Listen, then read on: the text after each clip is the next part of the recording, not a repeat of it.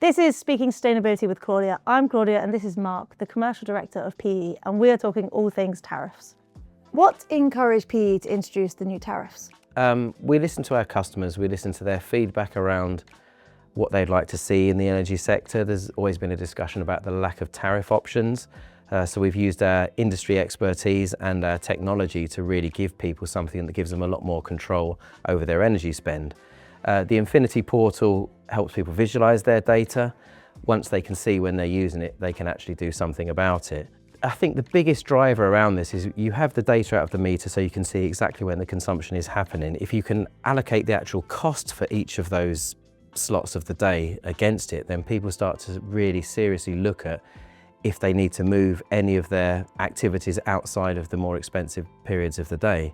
You can see things like if your heating is competing against air conditioning, if it's hot if someone opens a window, and you can generally look at efficiencies around the building as to how you open up a store or an office or whatever it happens to be, and how you close it back down again, so you actually get that maximum efficiency of what I should be using when I'm open, what I should be using when I'm closed.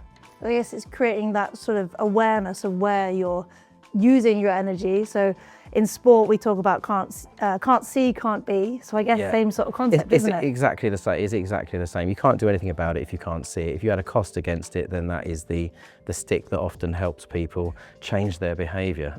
What are the kind of the easy wins? So when you're transitioning to net zero or you're looking for some changes to become more sustainable, what are some of the easy wins you can have as a company? Well, you can look at general efficiency. I mean, lighting is probably the easiest one to target straight away. If you change to LED lighting, for example, that will reduce consumption quite significantly.